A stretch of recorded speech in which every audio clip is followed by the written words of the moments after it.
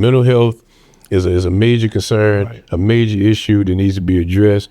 And in our community, and in communities of color, especially because we've had a tendency historically, we don't know what trauma that's still there that they witnessed as a child, whether domestic violence against their mother, or it could be, seeing one of your boys get shot down in the street, or it could be what it might be. That's trauma that is not addressed, and we don't deal with it enough. And I worry about, you talk about young people today, make sure these young people talk about this trauma and the grief they're internalizing, because otherwise it comes out different ways.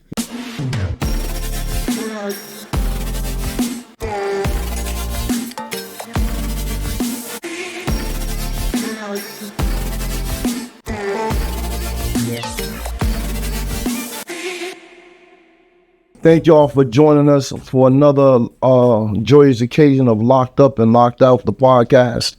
My distinguished guest today is the Honorable Judge Clifton Graves. It's an honor, man, for you to be here. And it took a lot to get you here, with scheduling and everything, but we got you, man. It's a blessing, man. You're such a treasure trove of knowledge and a beacon of light, man. Thank you, man, for everything you do. Thank you. And for the communities abroad, man. Thank you. Well, let me just say I'm humbled and honored just to be asked, because it did take us a while to get here, but we finally got it. But I thank you and commend you for what you're doing. And just as a voice and a vehicle to educate, enlighten, encourage, motivate folks, and enlighten folks about things. You beacon right there, and we appreciate you. I just want people to know that we're gonna take this a little ways for our people and abroad, black and brown people, and even people of the white race, to understand what our triumph has been like, and how collectively we're better, versus being separate, especially in these trying times that we see ourselves in. Yes, we're in a month that's short. I know, the shortest month. I know, but I think every day is Black History Day, and a day for enlightenment. Absolutely, and kick it off, man. Well, I'm glad you mentioned that too. A couple of things, since it is African American History Month, I think it's symbolic and significant that we're having this session. I've been, in addition to my legal background, I've been teaching African American history for like 25 years at Gateway Community College, and of course I've been asked to speak at different churches and schools over the years on African American history.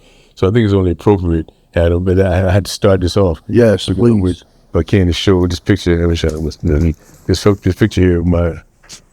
Oh, okay, thank you. My picture here of my great-grandfather, who was Neely Factor, is what he's writing. Neely Factor was one of the first African Americans to be appointed in the United States Deputy Marshal back in the early 1900s, and it was in the Oklahoma Indian Territory. And he served, you may have heard of this guy, Bass Reeves, who was the basis for the Lone Ranger, I'm told. He actually served, he was a mentor to my great-grandfather, and he was in Oklahoma at the same time. But my great-grandfather, Neely, my mother's grandfather, and I'm proud of him. Yeah, of course. His was my things, and I'm inspired and motivated by what he did, what he served, and how he served. And so my mother made sure that we knew his story. And this picture that I had was on my desk, and I served as probate judge in New Haven as a reminder to me and anyone else who came in my courtroom that who the importance of his life and his legacy of opening the door of opportunity for so many. Right. And I think it's important, you mentioned earlier about different races. So in this picture, there's my great-grandfather, Neely, there's another African-American by fortune, and Mr. Mayberry and Mr. Jones, I believe. These are an African-American, and a Native American, indigenous folk, and a Caucasian, who are riding together. They're boys. They're partners. Right. They're part of a team. It's long before diversity and affirmative action terms were thrown about, but they had understood race would then play a major factor in them being boys and looking out for each other, covering each other's back. And I think that's important, especially in this day and age, that we remember that we're all the same people. I mean, we're all the same, from the same cut, from the same cloth. We have different experiences we bring to the table, ethnicities, race, culture, whatever, gender, whatever it might be. But ultimately, as human beings, And I think that's the story, and that's really the legacy, if you will, of African American history. As I tell my students, and as we segue this into the discussion of today's world, that history. Look at the word history itself. I break it down to say historically, it's his story. It was his story, mostly a white male version of how history evolved, how things evolved, how civilization evolved. So I was coming upon us, and there were many African Americans. Dr. Carter Woodson in particular, who was credited with being the father of African American history, but say, listen, we need to expand our view, and we need to include women, of people of color, of other ethnicities, understanding the true story of America. Right. And so Black History Month has been the catalyst for that story. And of course, after that has evolved, women's history programs, Latino history programs, indigenous folk programs, Asian American programs. But it was African Americans who took the lead in that, took the leadership, and then carving that niche out. So I think it's important we they acknowledge that in this day, and certainly if I can fast forward at them, the passing, and this is February 17th? 17th. And so the passing this morning. I don't know when this is going to air, but on this more today of the Reverend Jesse Jackson. Yes, unfortunately. Very important. He was 84 and had experienced some health issues over the last few years. But we have to, and listen, everybody's controversial. No one's perfect. Right. And Jesse Jackson would often say that, I'm just a public servant, not a perfect servant. And that's all of us. Right. We're public servants, not perfect servants, which means we're human beings. We're going to make mistakes. We're going to screw up. We're going to mess up because that's who we are. Right. But we should never be judged by the faults, by shortcomings. Right. What good do we try to do? Right. And I think as we reflect on his life and make the connection, that's important to acknowledge his presence. He was the catalyst. He was a bridge between Dr. King, really, to Barack Obama. Right. In many ways, his lifespan, because he started out so young. He was a teenager when he first got involved, and so he gets involved. And he ran for president twice, as we know, and was in Connecticut, I think, when he ran in the Democratic primary, and against Bill Clinton, by the way. Right. And so it's important to appreciate his life and his legacy. I had a chance I was telling your people that I was very fortunate to have met him on several occasions. Said I had conversations just like this with Reverend Jackson. I'd written some articles about him that appeared in the New Haven Register and the Hartford Courant that I shared with him. And so he asked me to join his team to be a writer for his program. I couldn't. I had a job at the But he even asked me to be a part of it. But I think he got a lot of criticism because he was criticized a lot for things, and people thought he had a big ego, which he probably did. Right. But just you can't run for president without having an ego. Right. You have to have a belief that I can do this, and convince people that you can. And so, but even with all his faults and shortcomings, I think we recognize and acknowledge his significance. The fact that he spoke to issues that no one can deny that he spoke of issues against those who are being oppressed and repressed, no matter what race or ethnicity or gender they might be. He spoke out. He spoke for justice and for righteousness and for right in this country. And he was really a conscience. He was like the moral conscience, if you will, of the Democratic Party, and in many ways of America as a whole.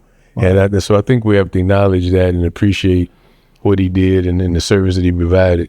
And the final thing I would say about that, I know you have another question. I'm going to take too much time on this, but it's important to know, at least in Connecticut, Jesse Jackson had a real presence. He was in Hartford and New Haven a lot, speaking to churches, speaking to different groups. He organized. He went to prisons. Yeah, he did. He absolutely did. I was going to get to that. Right. He absolutely, when he was in Connecticut and every place in the country, he was from South Carolina originally. He would actually made a point to go to the institutions, the correctional institutions, to speak to the men and women, to encourage and motivate them. Right. He said, listen, but for the grace of God, go out. We all could have been, the things could have happened, made decisions, bad judgment, wrong place, wrong time, whatever it might be, or being a victim of the system itself. Right. Inadequate representation of counsel, being targeted by the police and by prosecutors.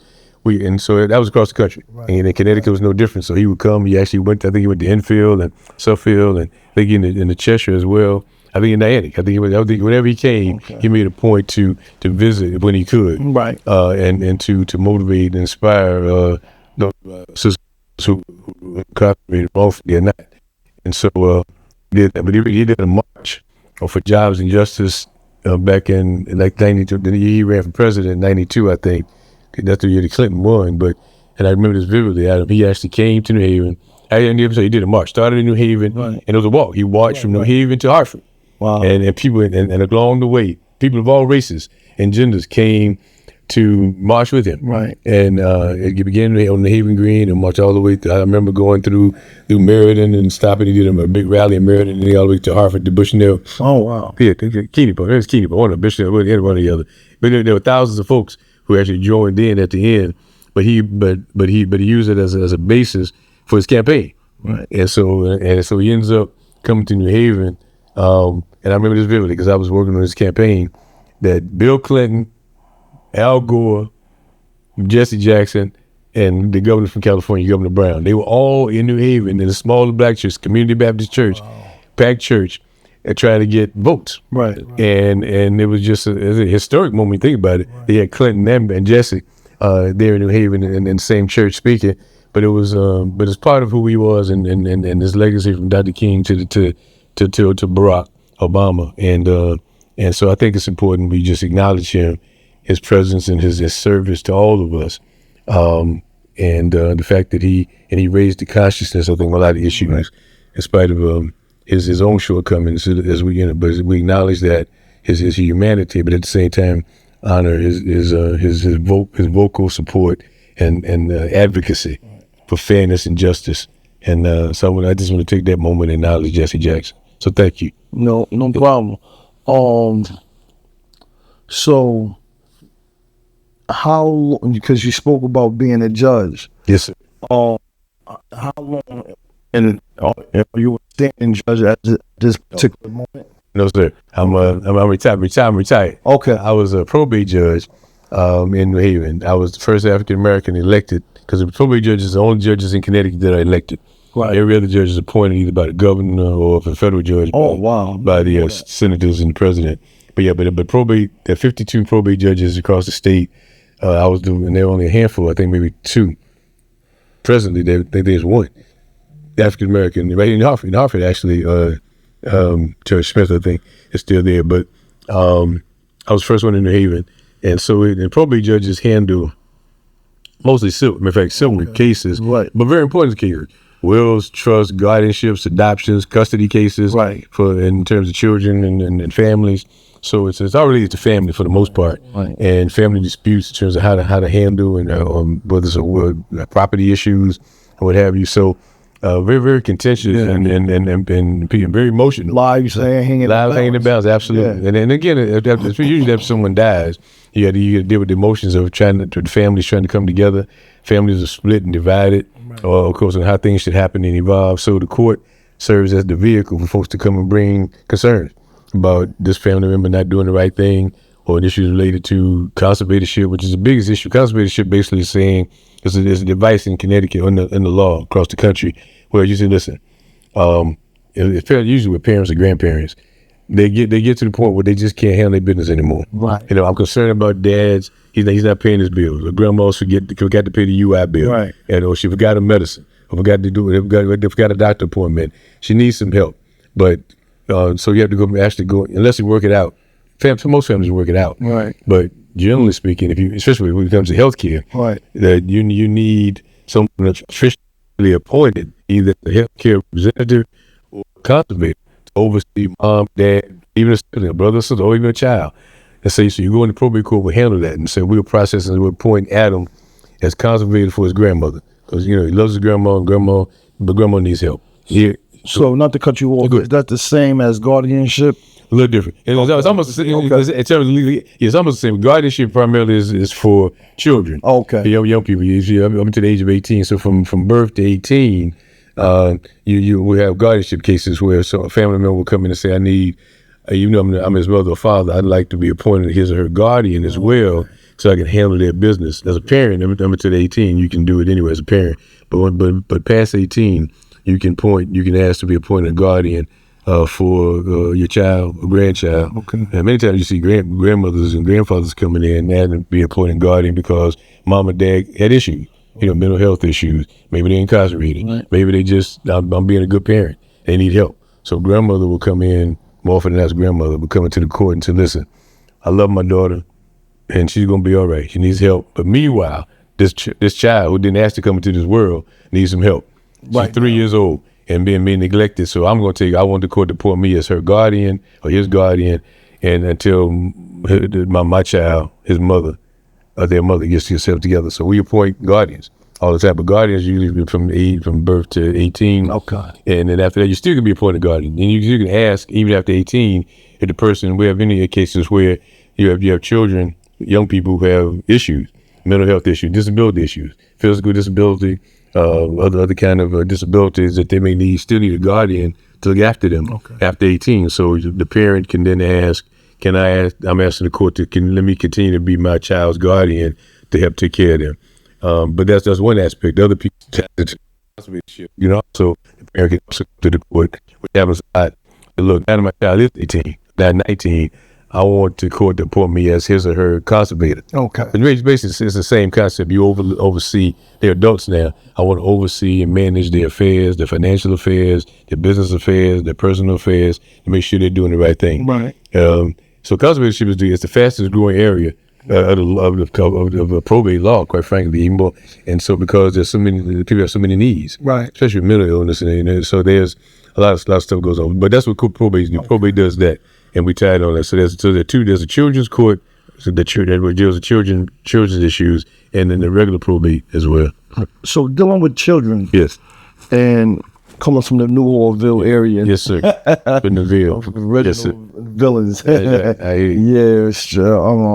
Yeah, we've seen a lot of things. Yes. We understand the flight of neighborhoods. Yeah. Our neighborhood is no exception to any other neighborhood. Sure. But when you crawl up out of a situation, yes, and you look back and you see the carnage, the people that's going through so many things, but you see the glimmer of hope. Yes. And people that come from these area, our area in particular, that fight every day to do the right thing and to get ahead. And when you have a president that's kind of productive to that, and then you have a system that's predicated and that's preying on the youth, the media that preys on the youth, and all these other variables that's working against our youth. Sure. And then you have brothers to myself, and many others that's coming home from doing these long bids, that's really trying to change the pendulum. Yes. Where do you see yourself at collectively? What's needed? And how can we place old school way of thinking and new way of thinking collectively together to mash and really help move the needle in the areas that's needed, because you have all these brothers and sisters that's fighting like hell to get their life, reclaim their life, to actually change and put the work in to be here and now, that's not here and now. And then when we see the mental health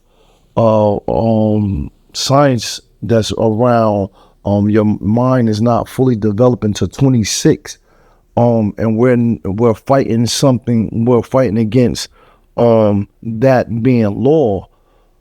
That in itself, to me, is problematic. Yes, I appreciate you. You're very good at laying out the lay of the land and the perspective. It's difficult. So as I said, I've been teaching and working with young people, I guess almost half of my life, and I've seen the country and the culture has changed and evolved. And so in some ways, I know, as you know this, we sometimes we're unfairly critical, overly critical of this generation. Right. But we have to appreciate the fact that the things that they're supposed to, especially social media, Right. I mean, you're younger than I am, but even when you were growing up, you didn't have all this. that. Right. You didn't have that, and so when I was teaching my students, I had to fuss at them all the time, turn off the phones because they were doing whatever they're doing on the phone.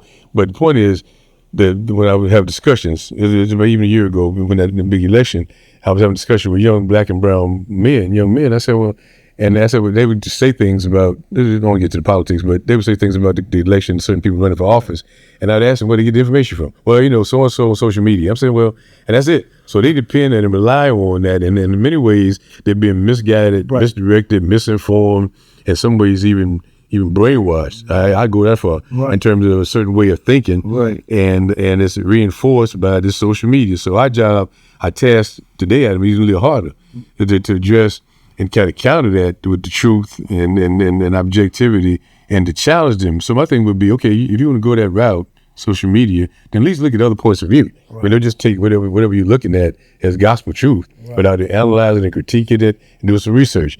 But they're so prone to just you push a button on the phone and they see somebody prop up who they may have a respect for or whatever it might be, acknowledge. And I think that point of view sometimes is skewed and wrong and misled.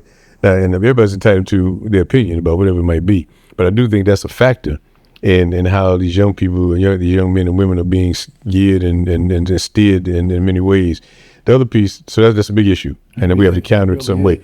The second piece, but tied into that, well, related to that, you mentioned mental health. I think last time I was on your show, I think I kind of skirted that in somehow. But it came up about mental health, and it's something that we have to acknowledge. And when I ran the, I was head of Project Fresh Start with New Haven. New Haven, as you know, Project Fresh Start, for those who don't know, programs in Hartford, Beauport, and Bridgeport to bridge the gap between those coming home, the returning citizens who coming home from doing the bid, men and women. And we provide educational opportunities. You guide them toward opportunities to go back to school, or to get trained in a certain field, to get housing, for health care, to reconnect with families. Right. Because as you know, there's a big issue, especially with young men who may have who have children that they leave behind and had to come back, and there's been a disconnect. Yes. For a period of time between them and the mother and then the child, and so we find ways to reconnect. How do we reconnect this men, especially young boys, but even girls? Girls need fathers too. Absolutely. And so need a father figure rather in their lives. So that's a big challenge still to this very day, as you know. So it's still a big challenge. How do we connect them? How do we guide them and empower the father in particular? That's why going back to school or getting the trade and learning certain things is important for you, so he has something to bring to the table. Yeah. So when he goes to his son or goes to those, I made a mistake. Something happened. I got wrong time, wrong place, got bad representation, or maybe just the wrong person. They got me. They should have got me. I was just, but nonetheless, I did my bid. Now I'm home. I still got a life to live. I want to be in. So that's a challenge. But the mental health piece I was trying to get to is very real. As a judge, part of what we do, I didn't mention this. Part also what we do is probate court. We actually commit folks to the hospital. We actually do committal hearings if someone has mental health is a big issue in all communities, no matter what race, gender, doesn't matter, across the board. We get from West Hartford to listen, I can remember Stanford. Anywhere in between. The mental health is a big issue across the board in this country. So we encounter, I'd have to do, probate judges have the power or empowered to commit folks where mental as a family member, and people should know this. Family members can go to probate court if you have a child, son or daughter, who's had mental health issues. And I had mothers and grandmothers come to me many times, Adam, and say, I'm fearing for my life. My child I lock my bedroom door, because I'm feared by my own child, who's in the bedroom next door, is making noise in the middle of the night, bamming on them, hitting on the wall. I don't know what to do. And so probate court judges can hear that testimony and immediately dispatch the police. Now just so we're clear about this, the police are called, but not to arrest. Right. The police role, and I think that's across the state of Connecticut, is to find the person, bring a social worker with them. Right. They find the son, child, grand, whoever it might be, take them to the hospital. Okay. Directly to the hospital. No matter what the behavior might be, even if they're acting erratic, they're empowered to take them to the hospital to get treatment, at least to get evaluated. Right. But eventually, after a few days, the hospital, say whether it's Harvard Hospital or Yale Haven Hospital, Bridgeport, whatever it might be, have to bring that person. The doctors have to bring that person before the probate judge and say, listen, he or she has been here for a couple of days. We think that we put them, either this medication or we talk to them, whatever, and we're going to either discharge them, release them with outpatient help, or we're going to need to keep them for a while, Right? Because they really have some serious issues, and so when the probate judge has that power, is empowered to decide whether this person should be released back with some type of guidance and direction, or to stay in the hospital for a while, and so. That's again, these are probate judges who do this. So that's a big issue. And what I found in the 5 years that I served, mental health is a major concern, right, a major issue that needs to be addressed in our community and in communities of color, especially because we've had a tendency historically to like put aside as well. Yeah, just say he just crazy. No. And people and we just kind of live with it. But in reality, folks, they have mental health challenges, and they need help. They're crying out for help. It's a cry for help. So you saw it even yes, in your bid. You saw even in folks who are incarcerated, there are a lot of folks who have mental health issues. Yes. And the only reason that they're there is because they didn't have the wherewithal, the resources, and counsel to say, look, you don't need to put them in jail, Your Honor. They need to get some mental health help, mental health issues to be addressed. So it's a major concern, especially for people who are people of color and for those who are powerless, right? The low-income folk, no matter what race you might be, and who need help, but we need to detect it early enough and get them the help they need and stop putting a stigma on it. That's the other thing. We put a stigma on mental health when it's instead of saying, you know what, we're all, but for the grace of God, go any of us, anything could happen, right? To charge, for whatever. Even just yesterday, the shooting in Rhode Island, the daggone hockey rink. Right. The man, they said it was a father. The guy, the young kid who was playing, he kills the mother and the daughter. But clearly they're saying he had mental health issues. Right. But here he is with a gun, right, in Rhode Island, and he kills some folk and just tears up families because of mental health. So mental health is a major concern in this country. I don't think we put enough time and energy into it, enough interest in it. These billions and billions of dollars that the president is putting into ICE. Some of that money should be allocated to people, homeless folk who need jobs, folks that have mental health challenges, and because it's real. And education, absolutely all of that. Education, yes, sir. I mean, yeah. No. Because this is where we need to be at for people to get a clearer understanding of how. Awareness of emergency. Yes. I agree. You have a system that's predicated on the backs of people that's less fortunate, with less resources, less education, and it's taboo when we reach back into the Latino, the Black, the Indian, brown people. And some people, probably even whites, when it comes to mental health. And when you see brothers and sisters coming from prison, the deal in a high function society in the manner in which it demands you to act and work on, you don't have time to pause. Because everything is right now. Right now. So true. When you don't have wraparound services in place for brothers and sisters coming home, what the main thing that you're telling them are, we don't care, but we want to stick to the fact that you're no good, that you're not worthy to be in society, you're not fit. But you're doing nothing to help success breed. If it wasn't for the people that we surrounded ourselves with, and it made that conscious decision that if given another opportunity, I would never ever be hurled into that place again. Sure. Because that's an insane asylum. Nothing good dwells behind war. Right. The only thing that dwelled that was good is that God took the place of the emptiness, you know what I'm saying, that the void or the destruction that we had built up in us. So change was able to take form. Sure.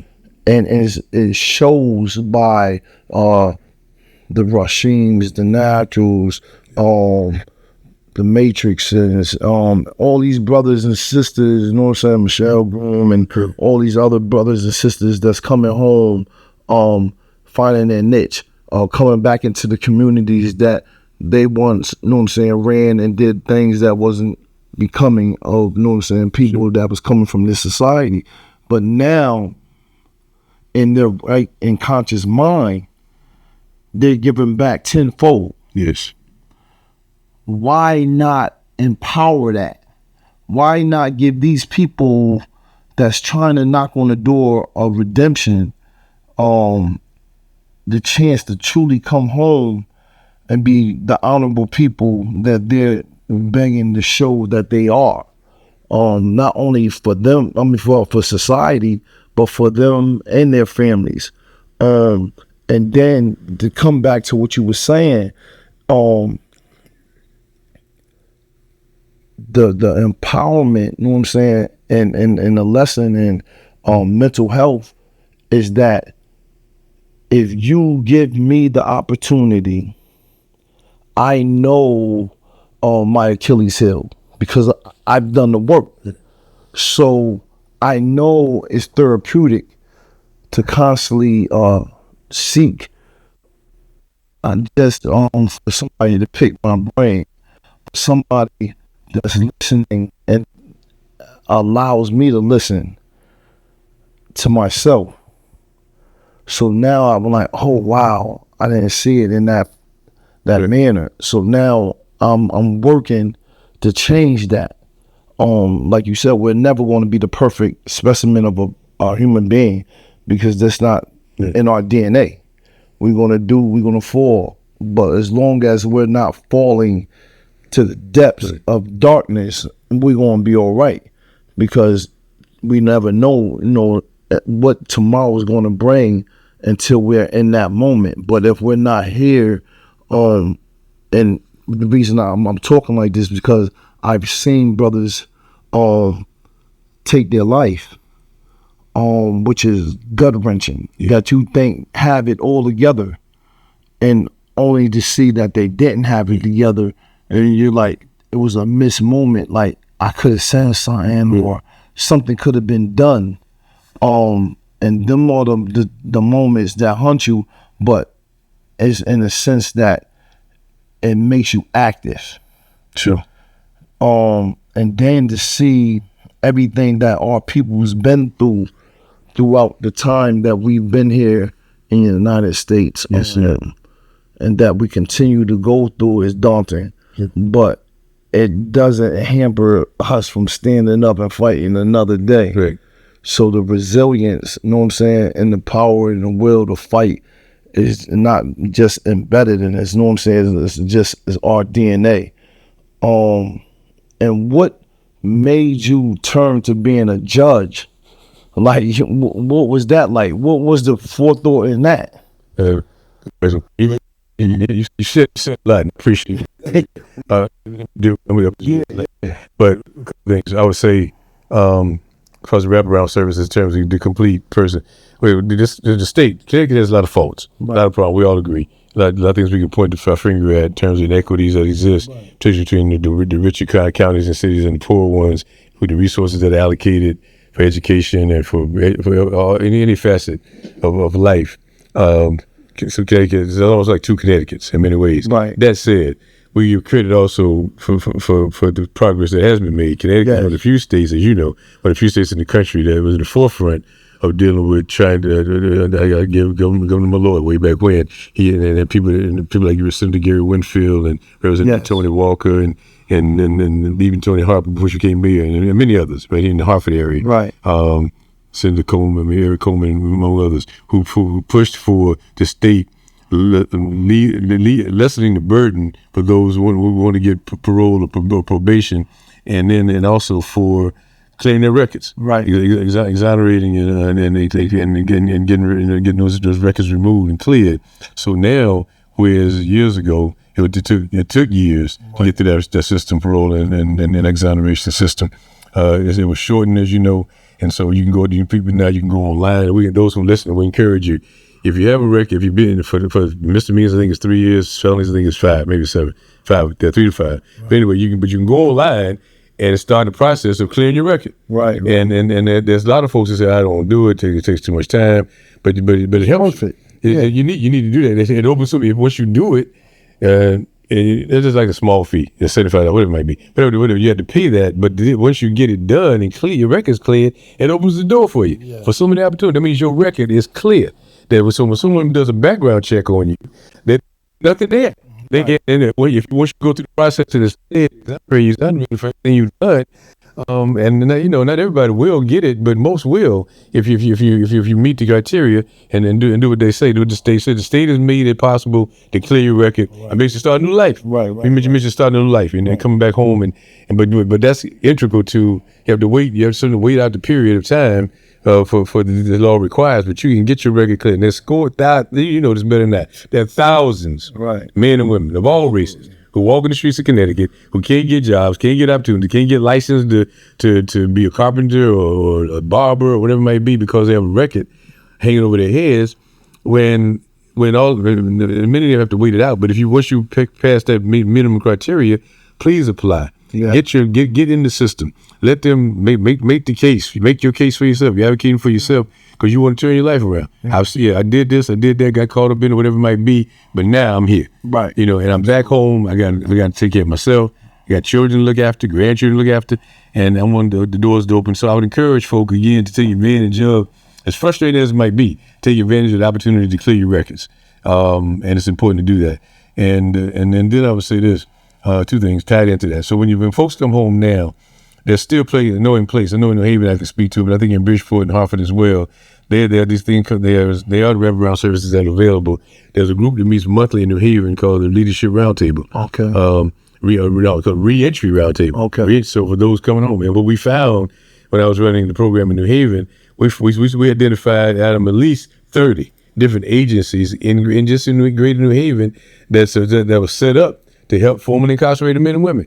Yet that everybody's working in their own little niche, in their own little circle and cycle, and we bring people together and say, listen, it's important we work together. I know you have your own nonprofit to do this, and someone's doing housing, education, someone's doing mental health, but let's come together so we can be clear about who's doing what. Because what good is these services if the people that's needed don't know that they exist. Exactly. So that's the point. That's the point we were making. So we bring folks together and say, look, we got to get the word out.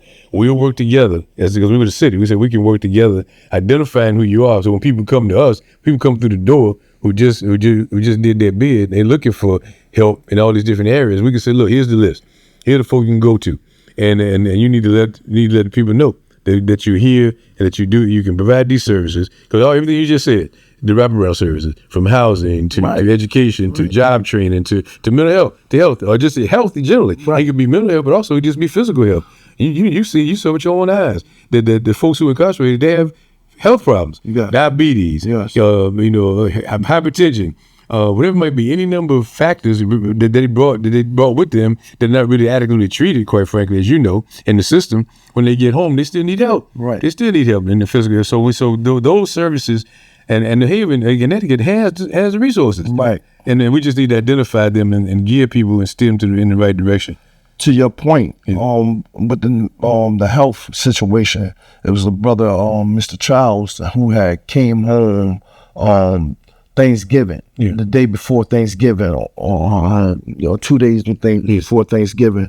But long story short, he had high blood pressure, diabetes medicine that he had needed, and these people's services were shut down. They didn't send him home with any medication, so therefore he had to wait until after the holiday itself was over, and then people that was in position that supposed to be home at that particular day, be working particular day, didn't come in until that Friday. So now he's caught out and he's been without this medication, this vital medication that can either kill him, yes, or know what I'm saying, make him delusional, or just mess him up. Period. And I'm frantic for the brother because he's in a crisis. It's a 911 emergency, but there's no one picking up, and that should never be. No, absolutely right. You know, and how many other horror stories is like that? And you're put in a halfway house and nobody's there to contend with, you know what I'm saying, the high frequent of a situation that's tender, that you need immediate attention right now. It's not tomorrow. This is an emergency right now. So like remedying them type of situations, the housing situation that is treacherous for a person. Say a person comes home who's been wrongly convicted. You have no work history, and it ain't like you're not working, or may not have the money, or somebody affords you the money to get an apartment, but you can't get an apartment because you have no history. Yeah. Okay. And we have to remedy that. Yeah. Because why am I being penalized yet again for being hurled into a system where I shouldn't have been from day one? But then you have people that may have did a crime but came home and doing the right thing but can't get a apartment. Just because you don't have a history of ranking. This is like a setup recipe for disaster. Because if you get somebody that hasn't done the work mentally, what you're saying, what you're conveying to me is, go back to, you know what I'm saying, what you used to do. Yeah. And get it like Jesse, you know what I'm saying? Yeah. But we don't want people to be willy-nilly and get it like Jesse, you know what I'm saying? Because we know what that encompasses. I got you. That hurts our, you know what I'm saying, our community. That hurts the individual himself, you know what I'm saying? And it helps the system keep thriving off the backs of people that want to do the right thing but can't get ahead because you're not furnishing them the opportunity to get ahead. Right. I agree. So part of what, you're absolutely right. So I think that's the challenge we have is, you're absolutely right, we need to continue to be ever vigilant. There's a word, there's a phrase going back to history that vigilance, eternal vigilance is the price we have to pay for freedom. And so it means you have to be in every institute, every situation, you have to challenge. So even though we made a lot of progress in Connecticut, we acknowledge that I know for a fact, that folks have a hard time getting renting an apartment, just getting an apartment, because they look at to say, where's your rental history? I don't have one because I had to do this bid for 10 years. Right. Or where's your work history? I've been doing this bid for 10 years. Right. So I have one. So it's difficult. So the part of what these entities in various cities, and they've been set up in certainly the major cities, and I think they're still in effect. Those entities are the ones who they're supposed to be the advocates to go to the housing association or the renters association in each city and say, listen, you got to do better with this. You got to be fairer and understand where people are coming from. These folks here, they're working, they got a job, working, they're being productive, and so you should use that, and you have to use that basis in order to rent to them.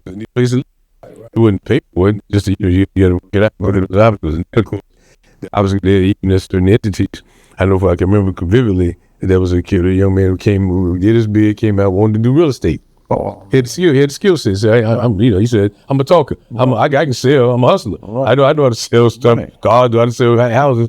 But he couldn't get a license. Right. Because when they looked at his background, they said, you have a record. Right. And he said, well, and so he went and challenged it. He went to the Realtors. I remember this. We went to the Realtors Association and they had a hearing. And was able to get his license. Right. And because it was proven that they were discriminatory, he has someone who's like in his or her position to get a license to sell real estate. But it took that. Right. But it took advocacy. It's going to take advocacy to continue, no matter where you are, because there's still people in places in position of power who feel they had the right to say no to you, based on that, or to no to a job, no to housing, which you critical. Job, house, that's how you gonna live. How you gonna survive? How you gonna make it in a state like Connecticut without having a job and a place to live? Basic. You got to eat. You got to, whatever it might be. So those areas we continue to have to fight for. There have been efforts. I know you're familiar with. I think Scott Esdale and NAACP's Million Jobs campaign. Part of that's tied into, as you know, formerly incarcerated men and women who coming home who need jobs. And so part of that effort, and they still got work to do. NAACP has been going to businesses and whether it's the Chamber of Commerce in the various cities, going to business associations in various cities, to do it to the mayors or to town selectmen in certain areas. And listen, folk need people. There are people from we know the X number of folks coming out back to Hartford every year, or coming back to New Haven every month, whatever it might be. They need to work. Right. They need you. Oh, you're forcing them. You're right. We you say this often, and the mayor would say, "Listen, if you don't provide opportunities for folk to work, then you're leading them back to the only life that they know. They got to eat. Absolutely. And take care of their family. And that's the life they know. That's the life. Yeah, you got in trouble. Yeah, but that's the life they know. Right. Are you forcing them to go back there? And then because you know better than I, Adam, that when you come back, there's still forces out there when you left in the Ville, in Hartford, Bridgeport, Waterbury, that are saying, "Hey, you back now? Yeah, just go back. I know you got to eat. Come back with us. You know what to do." And so if we don't counter that in some fashion and give folks options and alternative lifestyles, then we're forcing them to the life that they know and that they're used to and accustomed to. As dangerous as it might be, as fruitless as it might be down the road. So we have to do a better job as a city, as cities, as states, as a state, to address that issue of discrimination that exists. And I'm gonna segue just quickly on this in terms of Black history. I think, and I always say this to, as you remember, whenever I go into the institutions, I've been to Suffield and Enfield and to Niantic and different when I was even as a judge, I think I went a few times, but certainly when I was working in New Haven in the Fresh Start program, and I would try to motivate and inspire these young men and women, and they would, and I can tell you this, to this very day, and I'm walking the streets of New Haven, no matter where I am, I encounter someone like yourself, someone who did their bid, who may remember me coming to Enfield or Suffield or Niantic and say, "Hey, I remember you came, you told us about this, told us a story about, surviving and the eagle and the chicken and that," and they were still inspired and motivated, and they would say, "I'm doing this now. I'm working there. I'm driving the truck. I got my was a CDL, whatever. Their license to drive a truck. I got this. I'm a barber now, or be a beautician there. I got my own salon, whatever it might be." Those stories, as you know better as well as I, those are real stories of folks who face the challenge head on, but they also understand that just for every one of those, there's 10 who frustrated by the system, get beat by the system. Right. And so we have to figure out a way, how do we reach them and do a better job? And then the person I would, I know we're wrapping up pretty soon, but we can't leave this session without mentioning the person I think as you know as well as I, Adam, who probably stands among all the folks in African American history as one who could be an inspiration and motivation to folks who formerly called the returning citizens, and that's Malcolm X. Yes. So you have Malcolm, who, as you know, brilliant, like so many folks, brilliant. When he was a child, he would tell you in school. He said they asked him career day, "What do you want to be?" "I want to be a lawyer." And his white teacher said, "You can't be a lawyer. You might as well think about being a janitor or plumber or something." Not plumber. I said, "Just something else." And that turned him. But it showed. But you think about how many other children, men, especially young boys, are being being deterred from, or dissuaded from, or discouraged from pursuing their careers because of a teacher or a mentor or someone in their path who misdirected them, misguided them. And so Malcolm, of course, as you know, he get into mental health. His father gets killed by the Ku Klux Klan in Omaha, Nebraska, we believe. He was a follower of Marcus Garvey's father. And Malcolm remembered that. His mother has mental health issues. Right. He's a young man. His mother has to be committed to an institution there because she has mental health problems. Whatever it might be. It can be any number. Mother's so easy. So here he is. Father's been killed. Mother's mental health issues in the institution. He has to go to foster homes. He and his sister divided up. He ended up going to live with his big sister in Detroit and in Boston. But then he gets caught up in their life. He got to survive. Like many other young black men.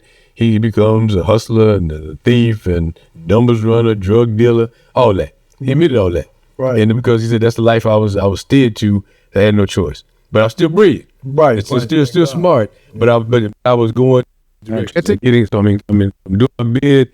I get turned on to the Nation of Islam. I started reading the Quran.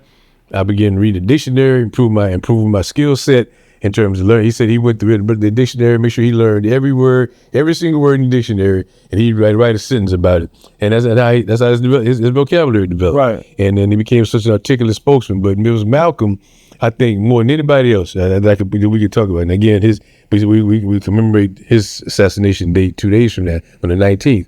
But Malcolm, because of what he did, what he accomplished, and so Malcolm was very clear. When you heard his speech, in his speech, he would always say, "Listen, yes," he would tell everybody, "No, listen, it's clear. Yes, I was incarcerated, but he said, don't look down on me because you were incarcerated too." Yeah. He used the metaphor. He said, right. "I was incarcerated myself, but you as black people, as brown people, as women, you were incarcerated in America. Right. You confined." The society has confined you to a certain place. So that's you incarcerated in a real sense. And so incarcerated by racism and sexism, by injustices. Yeah. So his challenge was, listen, but the fact that I was incarcerated, that empowered me. Right. I used that time to empower myself, to learn, to study, to engage. And so now I'm out here to tell you and to encourage you, empower you, motivate you. And you can't, and you know this, Nation of Islam has scores of men, Yes. mostly men and women too, mostly men, young men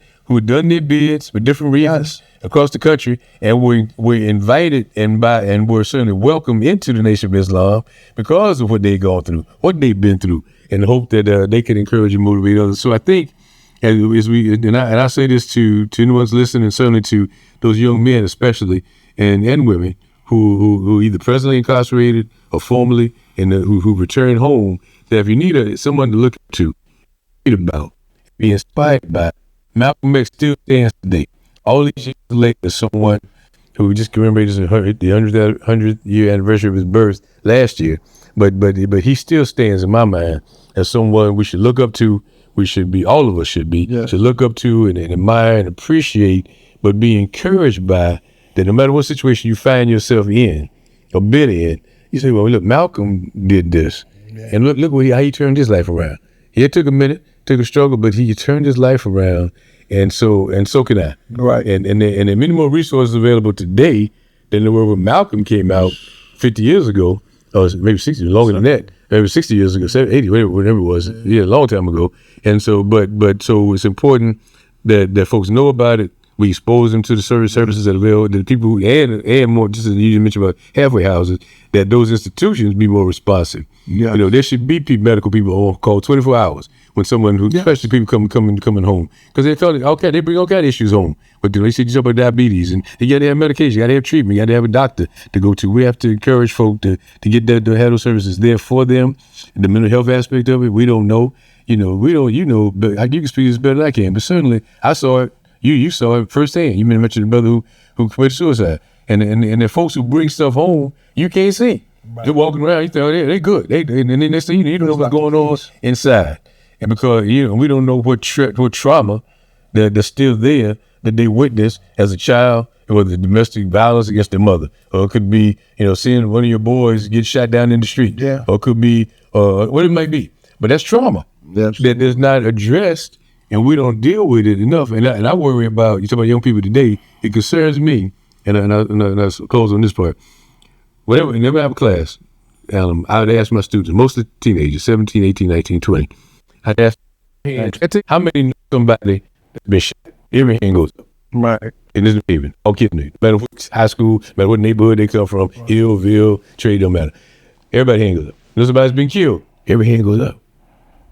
These are like 20 kids, and like every hand goes up. These are teenagers who had family members, friends, classmates who killed their age. Right.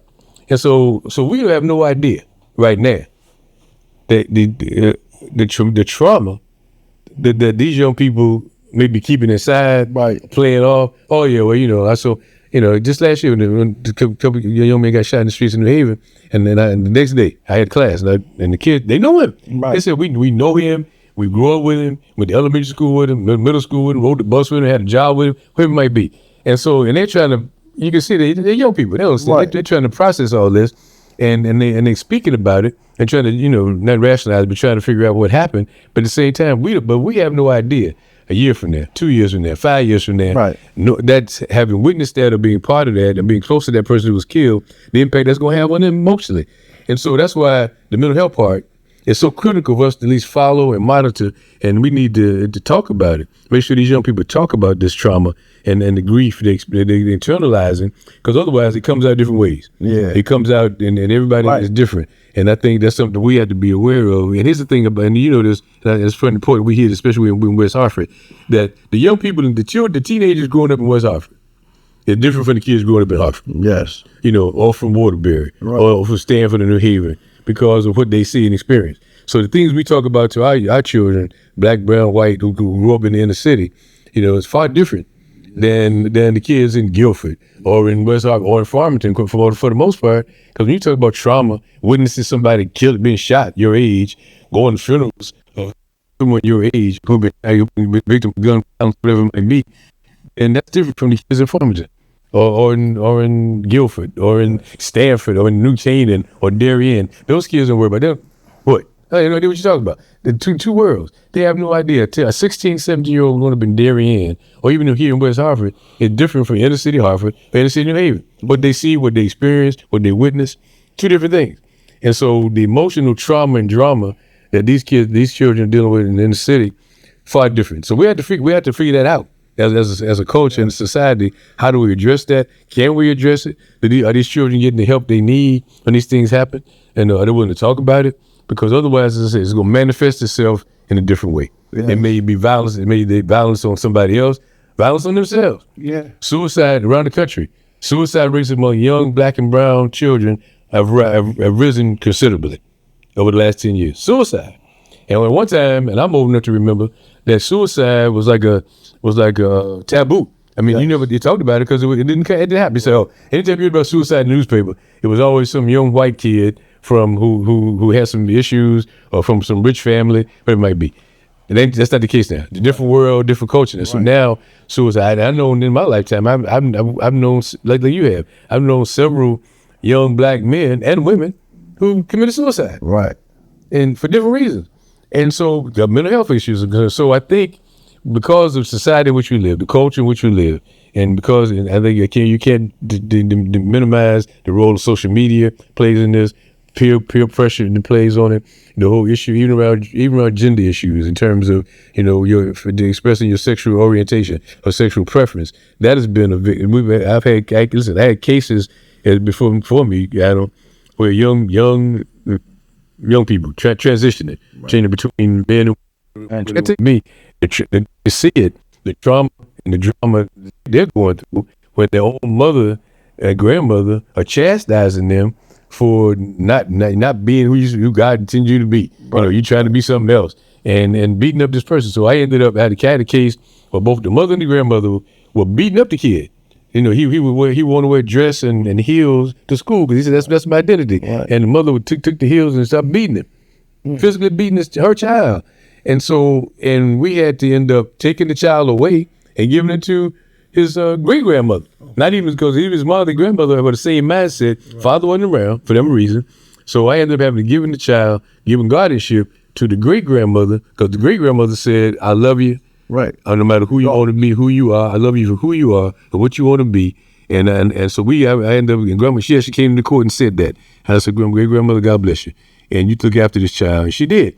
But even going to school, that child had to face stuff. But the issue with the family is something we got to look at and realize. But the point I'm making is that the mental health issues are real, and the challenges that these young people face in terms of the cultural violence that we have, and how do we counter that? You mentioned that in your last podcast I was in before. How do we address the issue of guns and gun violence and redirecting these young people from that? And I can tell you, it's just a big challenge. I'd have no real answer to that, Alan, because again, going back to say just one last thing on those kids, the students I've had the last couple of years, and that age range, teenagers, high school kids who said, I asked them, what are y'all gonna do? about this? What are you gonna do about the gun violence? I mean, just taking out your friends, your family members, your classmates, and to a person, men and women, they regretted it. They said, "I'm sorry, this is the way it is." But Mr. Graves, that's the way it is. And so and that's something we got to fight out. The mindset is that, and I expect the same in Hartford, same in Byrd, same in Bridgeport, same in Stanford, that young people have a mindset that this is the way life is. This is the life I've known since I've been on this earth. And the violence, I accept it. And that's scary, because that generations before that said, no, we can't accept that. We got to do better. We have to be better. We have to work to make the communities better, to save our youth, to save ourselves, save you, save your children. Yeah. But they're saying, their attitude is like, nothing we can do about it. Guns are here. And then one of my students said, Mr. Graves, I can pick up the phone right now. I can give me a gun in 5 minutes. That's it. And that's the culture we live in. So we got to figure out a way. And like I said, children growing up in Farmington, they don't get up saying that, oh yeah, I go find a gun next day. Or your children growing up in West Hartford even, or certainly growing up in New Canaan and other parts of Connecticut, that's not even something they could think about. It's not even in their mind, in their psyche, that I gotta worry about getting shot. Or somebody, I gotta go get a gun. But our children who want to do right, the kids, they want to do right. They want, what are your goals? I ask them, I went around the room, and I want to be a nurse. I want to be a pediatrician. I want to be a veterinarian. I want to be a firefighter. I want to be a police officer. I want to have my own business.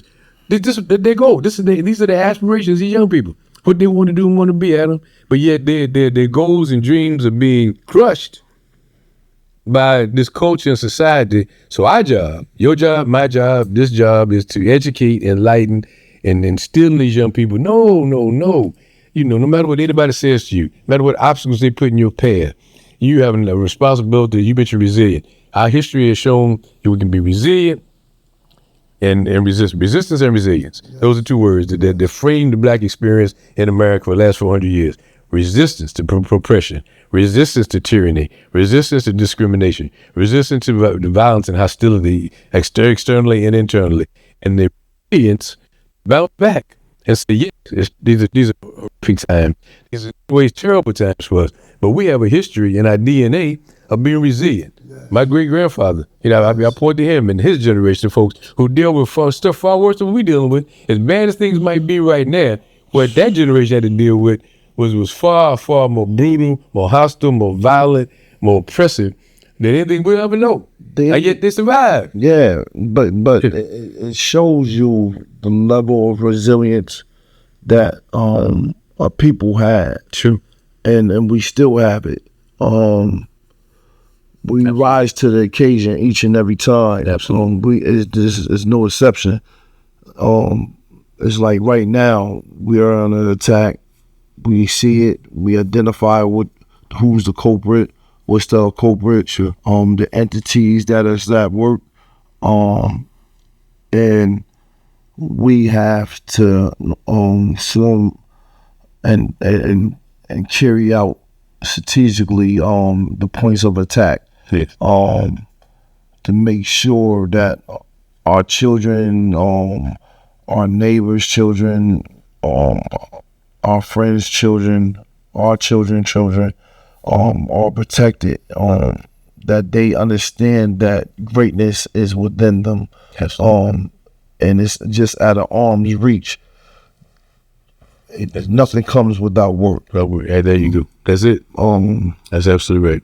And this is, man, this got to be a part 2 to this. So yeah, okay. You know what I'm saying? It really does, because part 2 and 3, because sure. The road of enlightenment, and the work that needs to be done, is so important. Absolutely. And near and dear to my heart as well. Your words and your actions each and every day for your life. You know what I'm saying? Put that stamp on it. This is what I'm gonna do. There's no words that can convey, you know what I'm saying?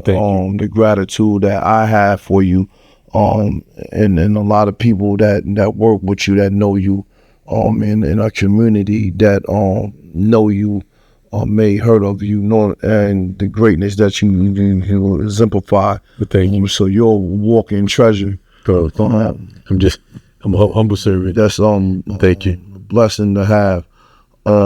Listen, this has been a magnificent episode of Locked Up and Locked Out. Listen, join us, join the fight. Tap into his page and see all the things that he's doing and happening around the state. Thank y'all, everybody, and may y'all have a blessed day and week. Thank you. Yeah, man. Appreciate you. Listen, man, I appreciate you, man. Appreciate you. Man. Thank you.